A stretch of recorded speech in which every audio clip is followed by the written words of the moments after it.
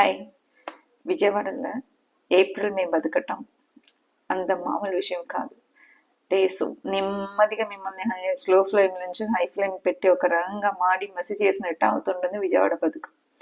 ఇంత అయిపోయింది, ఇక జూన్ జూలైకి వచ్చేసాం, అందే ఇంకా మనకు కూలే కదా, మాన్సూన్ ఎఫెక్ట్ వచ్చేసింది, ఇంకేముంది హ్యాపీగా బతికిపోతాం, మళ్ళీ 1 year 2025 గ్యారంటీ అని అనుకున్నాం.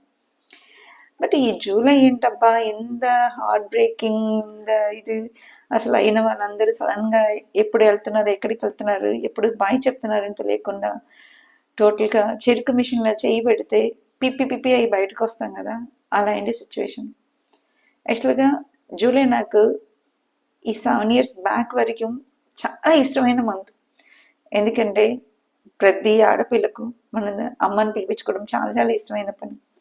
అలా ఈ మంత్లో నాకు కూతురు పుట్టింది, ఫస్ట్ కూతురు. సో అట్లా చాలా ఇష్టమైన మంత్, చాలా ఇష్టమైన వీక్ అవన్నీ ఉన్నప్పుడు 2018లో మా అత్త ఎక్స్పైర్ అయ్యారు. 2018 జూలై 23కి ఎక్స్పైర్ అయ్యారు.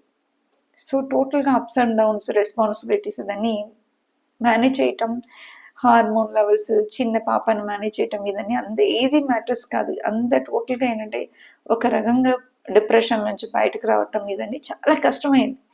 సరే అదంతా ఓకే, ఇప్పుడు కొంతవరకు స్టేబుల్గా ఉంటాం, అడ్జస్ట్ అవుతాం అనుకున్నాం. ఇంకా ఇంకా ఇంకా ఎక్కువ అంటే రోజులు పెరిగే కొద్దీ ఒక మనిషిని మిస్ అవటం కదా తగ్గిపోతుంది, ఇంకా ఆవిడ లేదు కదా అని బతికేస్తామని అనుకుంటాం.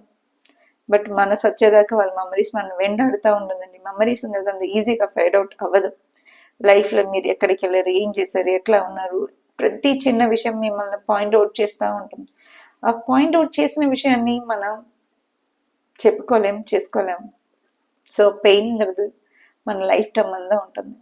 ఇవాళ మా అత్త ఎప్పుడూ ఒక మాట చెప్పేది, జీవితం కదా రైలు ప్రయాణం లాంటిది, ఎక్కే వాళ్ళు ఎక్కుతారు, దిగే వాళ్ళు దిగుతారు, పక్కన ఉన్న వాళ్ళతోని అడ్జస్ట్ అవ్వాలి. లైఫ్లో ఎప్పుడు నేను లేదు ఉండలేదు అది ఇది అని చెప్పి ఎప్పుడు నువ్వు బాధపడతావు, హైలీ ఎక్కువ ఎమోషన్ ఫెయిల్, నువ్వు ఎమోషన్ అవ్వకుండా ఉండాలి, ఎవరితో అటాచ్మెంట్ ఎక్కువ పెట్టుకోవద్దు, డిటాచ్డ్ రిలేషన్షిప్లో బతకడం కూడా నేర్చుకోవాలి అని చెప్పి. ఎంత ట్రై చేసినా రావట్లేదండి.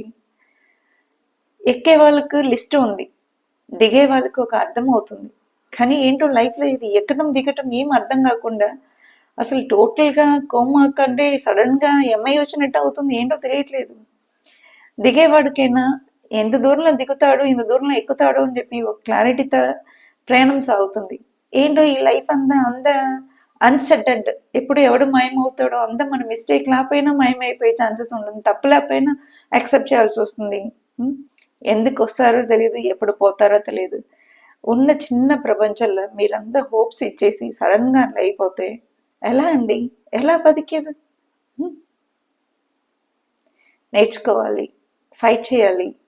ఇంకా ఎన్ని రోజులు ఉందో మన ఆయన చెప్పేది ఎప్పుడు, ప్రతి నూకల మీద రాసి పెట్టి ఉండే ఖచ్చితంగా ఈ నూకలని తినేసిన తర్వాత కానీ నువ్వు పోవని చెప్పి.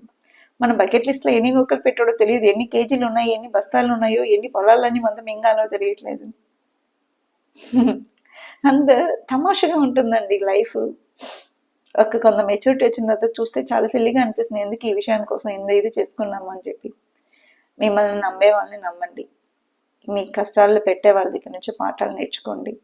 పాఠాలు నేర్చుకున్న తర్వాత మళ్ళీ అక్కడ ఆ పాయింట్ నుంచి మళ్ళీ ఎప్పుడు ఆ తప్పును చేయొద్దు, చేయకూడదని అనుకుంటాం. మనం ఇంత పిచ్చిగా ప్రేమిస్తాం కదా, మా అత్త కూడా అంతే.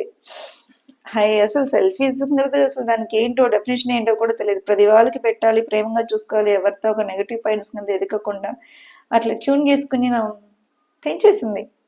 ఇదన్నీ ఆవిడ తప్పేనండి. ఆవిడ ఉంటే గట్టిగా నిలదీఫై చేయాలి, లేదు ఏం చేయాలి, ఎవరిని అడగాలి, సొల్యూషన్ లేకుండా బతుకుతున్నాం.